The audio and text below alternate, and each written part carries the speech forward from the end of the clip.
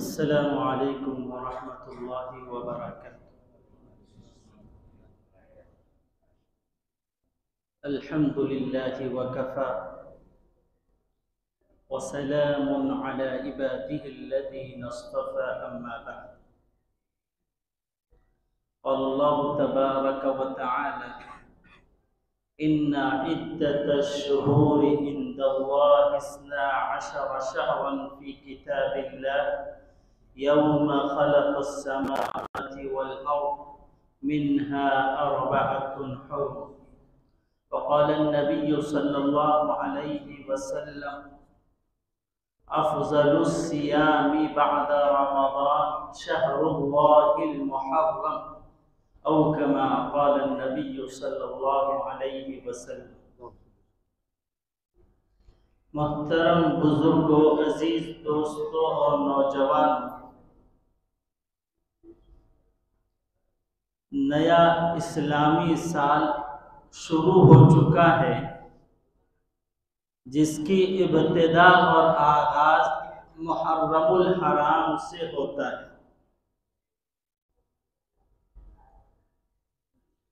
اب تک 1444 ہجری چل رہی تھی،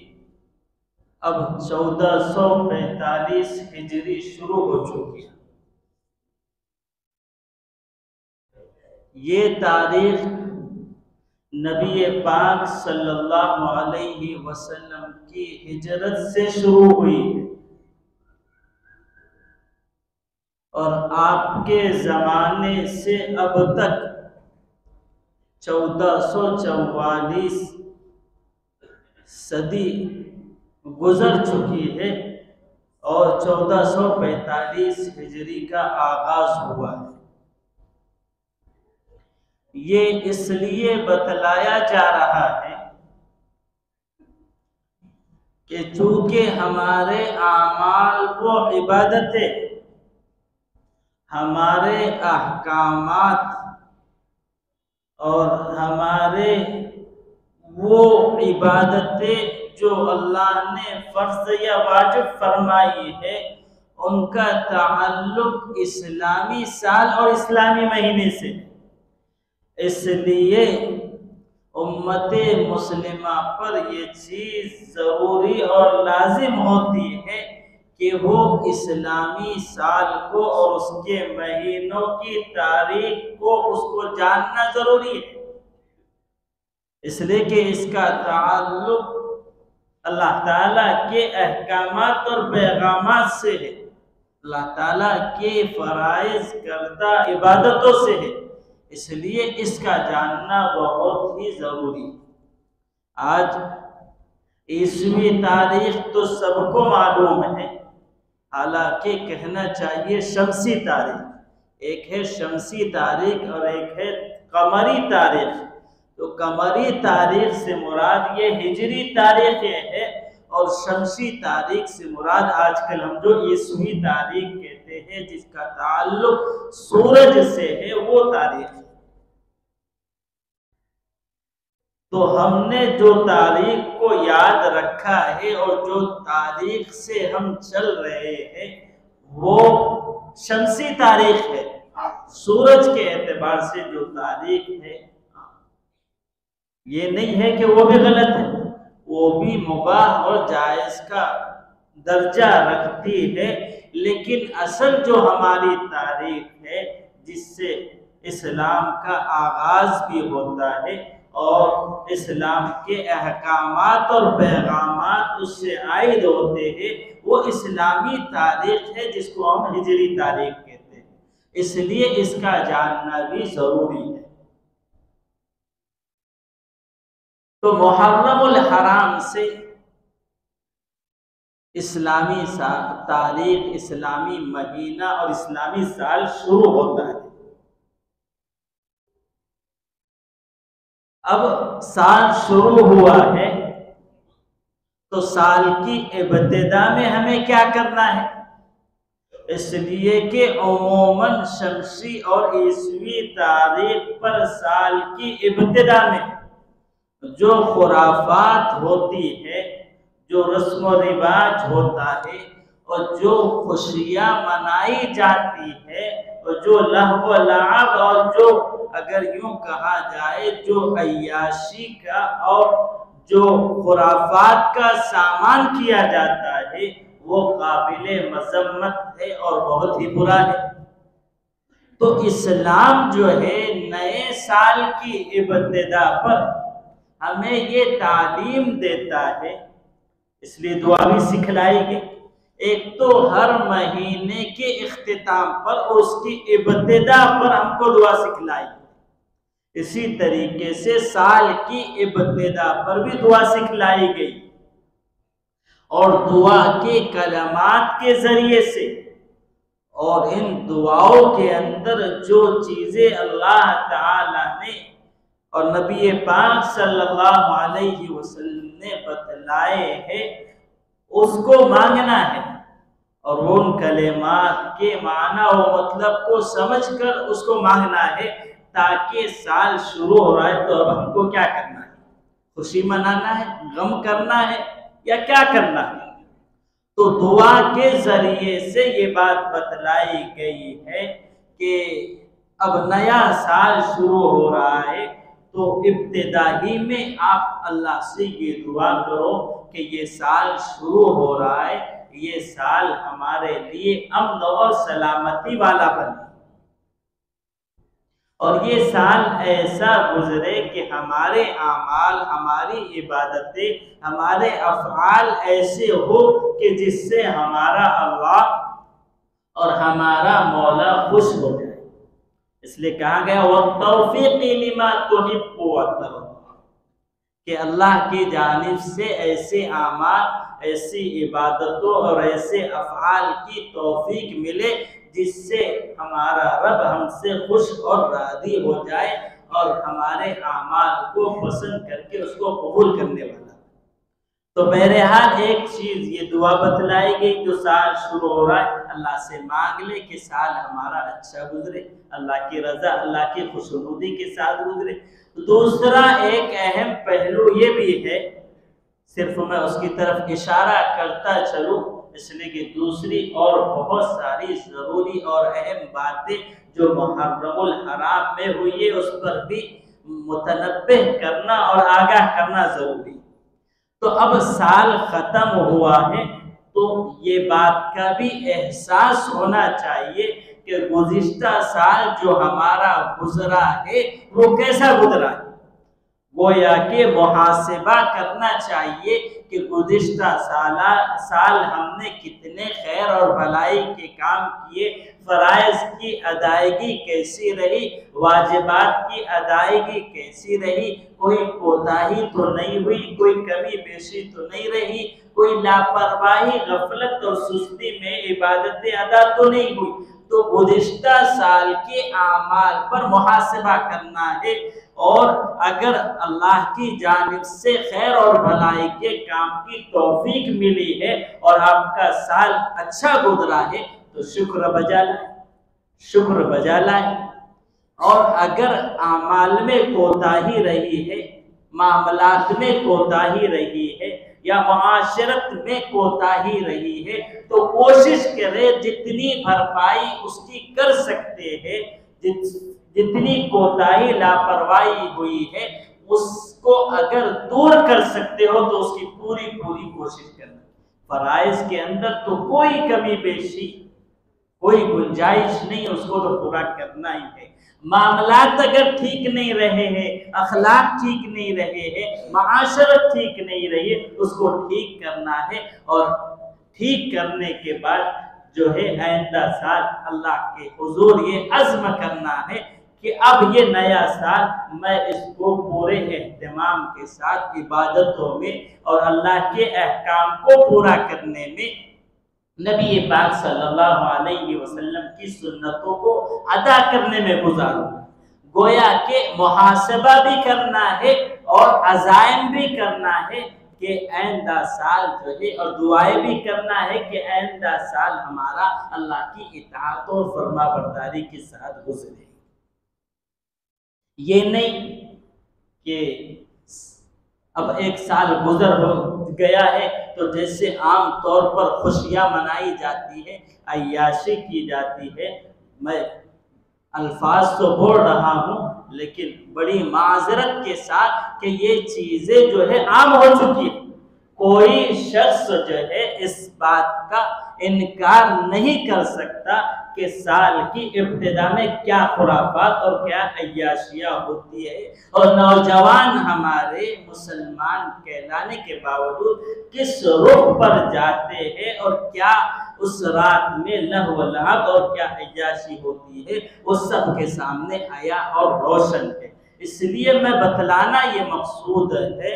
کہ نئے سال پر جو ہے خوشیاں جو منائی جائے وہ اصل دعاؤں کا اہتمام ہے، اور پرانا جو سال گزرا ہے وہ محاسبہ کرنے کا ہے اور اس بات کی فکر کرنے کا ہے کہ ہماری زندگی کا ایک سال گزر گیا ہے اور اب کتنے سال باقی ہے، کتنے مہینے، منٹ یا سیکنڈ باقی ہے، اس کا علم نہیں ہے۔ اس لیے پہلے ہی محاسبہ کر لے، اللہ سے توبہ استغفار کر لے اور جتنا ممکن ہو سکے اپنے معاملات کو اور جو جن احکام جن حقوق میں کوتاہی ہوئی ہے اس کو پورا کرنے کی کوشش کریں۔ بہرحال یہ محرم الحرام کا مہینہ شروع ہوا ہے اور اس محرم الحرام کے مہینے کے تعلق سے بہت ساری عقیدگیاں اور برے خیالات اور برے وساوس اور برے عقائد نے جنم لیا ہے کہ محرم الحرام شروع ہوتے ہی بہت ساری ایسے باتیں سامنے آ جاتی ہے جس میں اسلام کا کوئی تصور ہی نہیں ہے۔ مثال کے طور پر کئی باتیں سامنے آئی ہے کہ اگر کوئی شادی شدہ لڑکی اگر اپنے سسرال میں ہے تو اب اس کو اگر جانا ہے تو چاند کے نکلنے سے پہلے وہ اپنے میکے چلی جائے۔ اگر چاند کے نکلنے کے بعد وہ جاتی ہے تو اگر وہ حمل سے ہے تو حمل گر جائیں گے، اولاد ہونی ہے وہ اولاد برباد ہو جائیں گی، اس لیے کہ تصور یہ ہے کہ چاند کے نکلتے ہی گویا کہ نحوست کا مہینہ شروع ہو گیا۔ ایسا مہینہ شروع ہو گیا کہ جس میں ہر کام جو بھی کریں گے وہ شروع کریں گے تو وہ کام جو ہے برا رہے گا اور وہ پائے تکمیل تک نہیں پہنچے گا، اس میں کوئی کامیابی نہیں ملے گی۔ تو بہت سارے اعمال اور بہت سارے کاموں سے بندہ جو ہے پہلے ہی پیچھے ہٹ جاتا ہے کہ اب یہ جو ہے نحوست والا مہینہ نعوذ باللہ شروع ہو چکا۔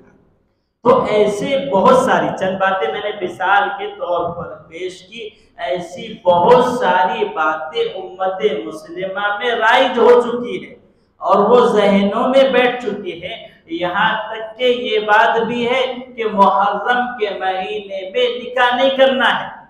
محرم کے مہینے میں نکاح اور شادی کرنا یہ ایسا ہے گویا کہ اپنی زندگی برباد کرنا ہے۔ لوگوں کے یہ خیالات ہیں، لوگوں کی یہ رسم و رواج ہے، اس لیے محرم کے مہینے میں تاکید کی جاتی ہے کہ یہ نحوست والا مہینہ ہے، اس میں کوئی نکاح نہ کیا جائے۔ سب سے پہلے تو یہ بات سمجھ لی جائے کہ ہمیں جس بات پر چلنا ہے اور جس ذات کو اسوہ حسنہ بنانا ہے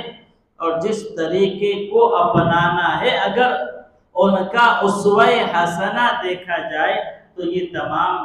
خرافات اور رسم و رواج سے بہت بالا تر ہے۔ اس لیے کہ امت مسلمہ کو چلنا ہے نبی پاک صلی اللہ علیہ وسلم کے اسوہ حسنہ پر، اور میں بہت ہی تحقیق سے یہ بات کہہ رہا ہوں۔ آپ تاریخ کی کتابوں کا مطالعہ کیجئے، آپ اسلامی کتابوں کو کھنگولیے اور اس میں ڈھونڈیے، آپ کو یہ بات مل جائے گی کہ کہ نبی پاک صلی اللہ علیہ وسلم نے جو سب سے پہلا اپنا نکاح کیا ہے، جو حضرت خدیجۃ الکبریٰ رضی اللہ عنہا سے ہوا ہے، وہ نکاح آپ کا 10 محرم الحرام کو ہوا ہے۔ تو آپ کا عمل یہ بتلا رہا ہے کہ پہلا نکاح آپ نے 10 محرم الحرام کو کیا۔ اگر یہ مہینہ نحوست والا ہوتا اور اس میں نکاح اور شادی کرنے کو منع قرار دیا جاتا تو خود نبی پاک کیوں اپنا نکاح کرواتے؟ یہ وہ سوال ہے جو بہت ہی عظیم سوال ہے،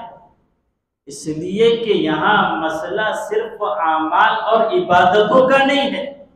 نفلی اور سنتی عبادتوں کا مسئلہ نہیں ہے، یہاں مسئلہ عقائد کی درستگی کا، اور نبی پاک صلی اللہ علیہ وسلم کے اسوہ حسنہ سے تکرار ہو رہی ہے،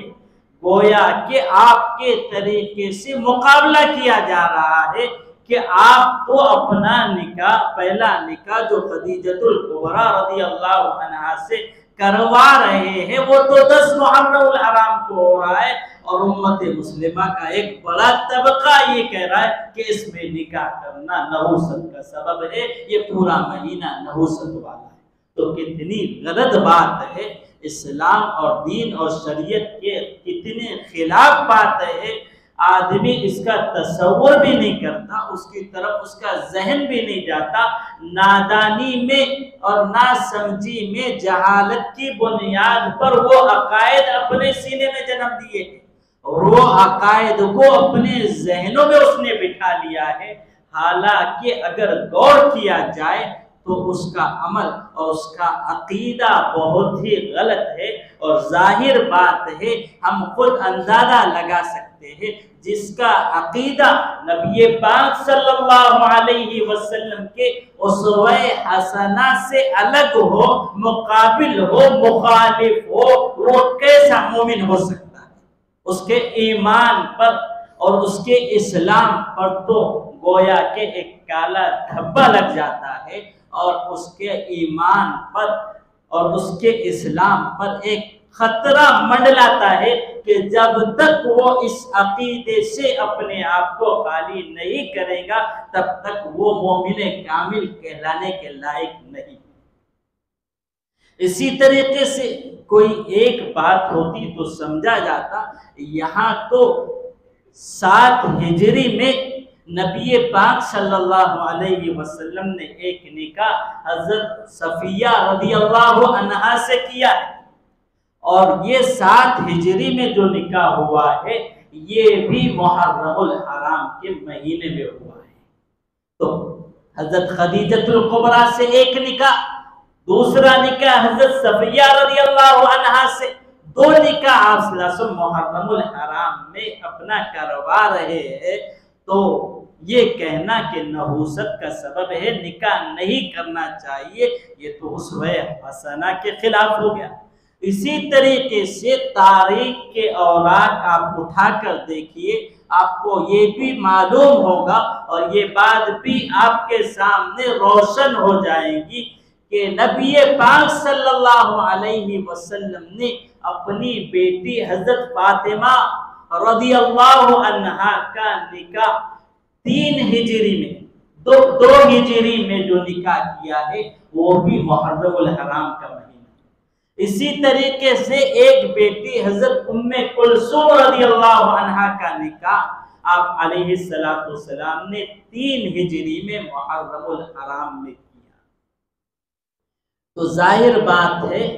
کہ آپ خود اپنا نکاح محرم میں کرا رہے ہیں، اور یہ کہنا کہ محرم کا مہینہ نحوست والا ہے، یہ کتنی غلط بات ہے۔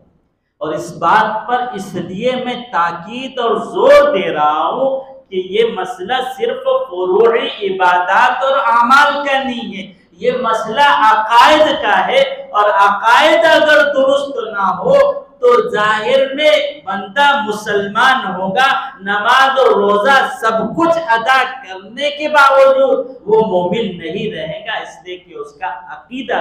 خراب ہے، اس کا عقیدہ غلط ہے۔ تو اس لیے اس عقیدے کو درست کرنے کی ضرورت ہے، اور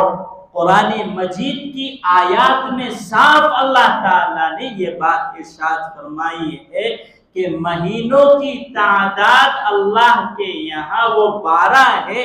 جب سے آسمان اور زمین پیدا کیے ہیں، لوح محفوظ میں یہ بات محفوظ ہے کہ 12 مہینے ہیں، منہا 4 حرم، کہ اس میں سے 4 مہینے محترم ہے، قابل عظمت ہے، قابل تکریم ہے، قابل عظمت مہینے ہے، جس کا اکرام کرنا، جس کا اعزاز کرنا، جس کی عظمت کو، جس کے احترام کو خیال رکھنا ضروری ہے۔ فرمایا اور 4 مہینے، تو یہ تو قرآن مجید کی آیت میں بتلایا گیا 4 مہینے محترم۔ اب نبی پاک صلی اللہ علیہ وسلم نے اپنی زبانی یہ بات پیش فرمائی ہے کہ منہا 4 حرم، السنۃ 12 شہرا منہا 4 حرم، ذو القعدۃ وذو الحجۃ ومحرم ورجب وذرع الذی بین جمادی وشعبان۔ 4 مہینوں میں سے ایک مہینہ ذو القعدہ ہے، ایک ذو الحجہ ہے، ایک محرم ہے اور ایک رجب ہے۔ تو اب اللہ تعالی نے اس بات کی طرف اشارہ کر دیا ہے، اور نبی پاک صلی اللہ علیہ وسلم کی زبانی یہ بات کی تصدیق کی گئی ہے کہ محرم کا مہینہ محترم ہے، عظمت والا ہے، احترام کرنے کے لائق۔ اور پھر ایک حدیث میں اللہ تعالی نے یہ بات ارشاد فرمائی ہے، شہر اللہ المحرم، کہ محرم کا مہینہ وہ اللہ کا مہینہ ہے۔ تو ذرا آپ قرآن مجید پر، نبی پاک صلی اللہ علیہ وسلم کی حدیث پر غور کریے تو پتہ چلے گا کہ یہاں تو قرآن بھی یہ بات بتلا رہا ہے، حدیث بھی یہ بات بتلا رہی ہے، اور نبی پاک صلی اللہ علیہ وسلم نے اس محرم کی عظمت میں، اس کے احترام میں یہاں تک بات کہہ دی کہ یہ اللہ کا مہینہ ہے۔ اب جو اللہ کا مہینہ ہو اس کو اگر نحوست والا مہینہ کہا جائے تو یہ کتنے عقیدے کے خلاف بات۔ اس لیے صاف اپنے ذہنوں کو کر لیا جائے کہ محرم کا مہینہ عظمت والا، احترام والا مہینہ ہے، اور یہ نحوست والا مہینہ نہیں۔ اسی طریقے سے اس مہینے میں جو کرنے کی چیزیں ہیں، سب سے پہلی چیز نبی پاک صلی اللہ علیہ وسلم نے یہ بات ارشاد فرمائی ہے، افضل الصیام بعد رمضان شہر اللہ المحرم، کہ رمضان کے بعد روزوں میں سب سے افضل روزے، یعنی رمضان کے روزے کے بعد اگر کوئی روزے افضل ہے اور بہتر ہے تو وہ محرم الحرام کے مہینے کے روزے ہیں۔ گویا کہ اشارہ اس طرف کر دیا گیا، گرچہ یہ نفلی روزے ہیں لیکن رمضان کے بعد اس مہینے کے روزوں کی بڑی فضیلت ہے، اس لیے ہونا یہ چاہیے کہ اس مہینے میں ہم روزہ رکھیں، جتنی اپنی استطاعت ہو، اپنی طاقت ہو، اس مہینے کو روزے کے ساتھ گزارا جائے۔ اور یہ بھی نہیں ہے کہ جو روزہ رکھے وہ تو وابا کر رہا ہے، اور جو روزہ نہ رکھے اس پہ تاکید کی جا رہی ہے، اس پر انکار کیا جا رہا ہے۔ تو جو روزہ رکھ لے نفلی عبادت ہے، ثواب کی چیز ہے، لیکن کسی پر ہم یہ نہیں کہہ سکتے کہ اس نے روزہ نہیں رکھا، چاہے پورے محرم کے مہینے کے روزے ہو یا عاشورہ کا روزہ ہو، 10، 11 کا یا پھر 9 اور 10 کا روزہ ہو، تو اگر کوئی نہیں رکھتا ہے تو اس پر کوئی تاکید، کوئی نکیر نہیں کی جا سکتی کہ آپ نے روزہ نہیں رکھا، اس لیے کہ نفلی عبادت ہے، رکھنے پر ثواب۔ غنیت الطالبین میں شیخ عبد القادر جیلانی رحمۃ اللہ علیہ نے ایک اثر نقل کی ہے، ایک صحابی کا غالباً قول نقل کیا ہے۔ فرمایا ہے من صام یوما من المحرم فلہ بکل یوم 30 یوما، کہ جو محرم کے مہینے کا ایک دن کا روزہ رکھے، ایک دن کے روزہ رکھنے پر اس کو 30 دن کے روزہ رکھنے کا ثواب ملے گا۔ تو یہ ایک فضیلت کی چیز ہے۔ اسی طریقے سے فرمایا گیا کہ سیام یوم عاشوراء احتسب علی اللہ ان یکفر السنۃ التي قبلہ، کہ عاشوراء کے دن کا روزہ رکھنا، نبی پاک نے فرمایا مجھے اللہ کی ذات سے یقین اور ایمان ہے کہ اللہ اس پر گزشتہ 1 سال کے گناہوں کو معاف فرمائے۔ پھر ایک حدیث میں فرمایا گیا کہ صوموا یوم عاشوراء وخالفوا فیہ الیہود، صوموا قبلہ یوما او بعدہ یوما، کہ عاشوراء کے دن کا روزہ رکھو اور اس میں یہود کی مخالفت کرو، ایک دن پہلے روزہ رکھ لو یا ایک دن بعد میں روزہ، یعنی 10 کو جو عاشوراء کو روزہ رکھنا ہے، چونکہ یہود بھی وہ روزہ رکھا کرتے تھے، تو تم ایک دن پہلے کا روزہ رکھ لو یا ایک دن بعد کا روزہ رکھ لو تاکہ وہ مشابہت ختم ہو جائے۔ اور پھر نبی پاک صلی اللہ علیہ وسلم نے حدیث میں ایک بات ارشاد فرمائی ہے، من تشبہ بقوم فہو منہم، کہ جو کسی قوم کی مشابہت اختیار کرتا ہے، اس کے طریقے کو اپناتا ہے، اس کے طرز پر چلتا ہے، تو وہ انہی میں سے ہو جاتا ہے۔ تو گویا کہ اس قول کے ذریعے سے بھی یہ کہا گیا کہ یہود کی مخالفت کرو،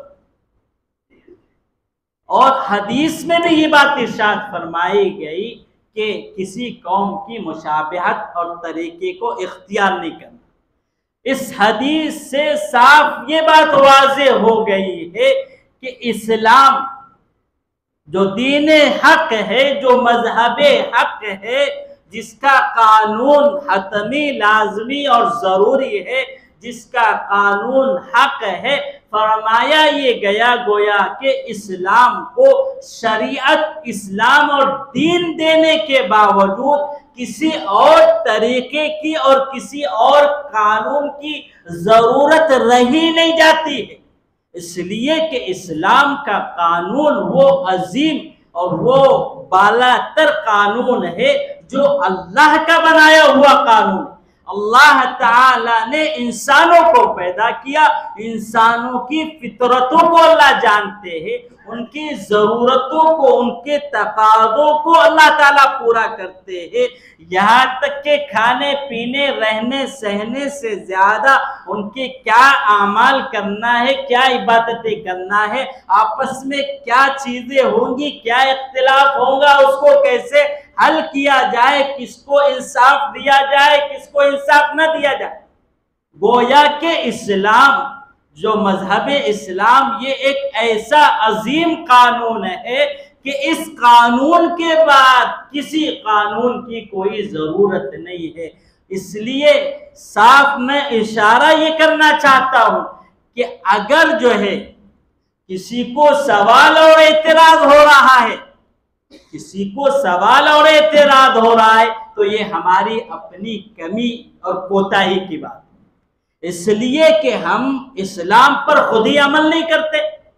اسلام کے احکامات اور پیغامات خود ہم کو تسلیم نہیں ہے، خود ہم اپنے آپ کو اسلامی شریعت پر کھڑے نہیں اتر رہے یا اس کو اپنی زندگی میں لانا نہیں چاہ رہے، تو پھر ظاہر بات ہے لوگ سوال کریں، اس لیے کہ اسلام کا صحیح تصور اور اسلام کا مذہب حق ہونا اور ایسا قانون ہونا جس میں ہر ایک کی رعایت ہو، ہر ایک کو انصاف دیا جائے، تو وہ چیز تو ایسی ہے کہ اگر دیکھا جائے تو ایک ایک چیز میں بہتر قانون، بہتر انصاف ہے، لیکن چونکہ ہم اپناتے نہیں ہیں، اس لیے لوگوں کے ذہن میں سوالات آ رہے ہیں، لوگوں کے ذہن میں اسلام کے تعلق سے جو اشکالات آ رہے ہیں، وہ ان کی کمی تو ہے، ان کی نادانی تو ہے، ان کے ذہن کی کمی تو ہے، لیکن وہ کمی کو دور کرنے کے لیے ہم نے اپنے آپ کو کس قدر سنوارا ہے، یہ ایک سوالیہ نشان ہے، ایک لمحہ فکریہ ہے۔ اگر خود ہم اپنی شریعت پر، اپنے دین پر، اپنے اسلام پر عمل کرتے تو کس کی کیا مجال تھی کہ آپ کی شریعت اور آپ کے دین کے تعلق سے کوئی بات کہتا؟ اس لیے کہ خود ہم اپنے دین کو، اپنی شریعت کو اس پر عمل نہیں کر رہے، بلکہ بہت سارے امت مسلمہ کے ایسے نادان لوگ یہ کہتے ہیں کہ ہر بات میں تم شریعت اور دین لاتے ہو، اسلام لاتے ہو، یہاں تک کہ بات لوگ کہہ دیتے ہیں تو شریعت اور دین اور اسلام نہیں لائیں گے تو پھر کیا لائیں گے؟ تو کہیں نہ کہیں ہماری بہت بڑی کوتاہی اور کمی ہے کہ ہم خود اسلام پر عمل نہیں کر رہے۔ لوگ کیا کریں گے، لوگ کیا کہیں گے، لوگوں کیا اشکال ہے، یہ تو بات کی بات ہے۔ سب سے پہلے تو ہم خود اپنے آپ کو ایمان اور اسلام پر اور شریعت پر نہیں چلانا چاہ رہے۔ حدیث کے ذریعے سے یہی خلاصہ ہو گیا کہ جب دین اور شریعت تم کو مل گیا ہے تو اس میں ساری چیزیں، ہر ایک چیز کا حل اور انصاف بتلایا گیا ہے۔ اب تم خود اس انصاف کو اور اس حل کو اور اس اختلاف کو اسلام اور شریعت کے ذریعے سے حل نہیں کرنا چاہ رہے تو یہ آپ کی کوتاہی۔ تو بہرحال بات الگ نکل جائیں گی، لیکن اس طرف، اس ماحول میں، ان حالات میں اشارہ کرنا ضروری تھا، اشارہ کرنا ضروری تھا۔ اور یہ بھی بات یاد رکھیے کہ جو یہ کہا گیا کہ یہود کی مخالفت کرو، یہود کی مخالفت کرو روزے کے اندر، عبادت کے اندر، کیوں کہا گیا؟ اس لیے کہ یہود اسلام کے سب سے بڑے دشمن ہیں۔ دوسری ایک اہم بات کہ جو واقعہ پیش آیا تھا، جو واقعہ پیش آیا تھا اور جس کی بنیاد پر یہود روزہ رکھا کرتے تھے، وہ حضرت موسیٰ علیہ السلام اور موسیٰ علیہ السلام کی قوم کی نجات کا واقعہ پیش آیا تھا کہ اللہ تعالیٰ نے حضرت موسیٰ علیہ السلام کو اور آپ کی قوم کو فرعون سے نجات دی تھی۔ وہ واقعے کا اگر پس منظر آپ دیکھیں گے، اللہ تعالیٰ یوں ارشاد فرماتے ہیں فَلَمَّا تَرَاءَ الْجَمْعَانِ قَالَ أَصْحَابُ مُوسَىٰ إِنَّا لَمُدْرَكُونَ کہ جب دونوں فوجیں آمنے سامنے ہو گئی، ذرا سامنے دیکھو تو دریا ہے، بحر قلزم ہے، اور پیچھے دیکھو تو فوج، وہ بھی طاقتور فوج ہے۔ اب ایمان والے، موسیٰ علیہ السلام کو ماننے والے بیچ میں پھنس چکے ہیں۔ اب حالات آپ دیکھیں گے تو اسی طریقے کے حالات پیدا ہو رہے ہیں کہ قوم کرے تو کیا کرے، آگے دیکھو تو سمندر، پیچھے دیکھو تو فوج۔ اب حالات یہ بنتے جا رہے ہیں کہ آدمی شریعت دین پر عمل کرے یا کیا کرے۔ آج کے جو حالات بتا رہے ہیں، میں اشارہ کرتا جا رہا ہوں، حالات وہی بنتے جا رہے ہیں۔ اس موقع پر حضرت موسیٰ علیہ السلام نے یہ بات کہی تھی قال کلا ان معی ربی سیہدین۔ قوم سے یہ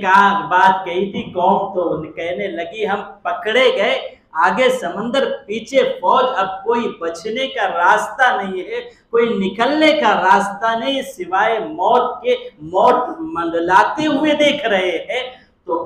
حضرت موسیٰ علیہ السلام نے بڑے اطمینان سے یہ بات کہی تھی کہ ہرگز نہیں،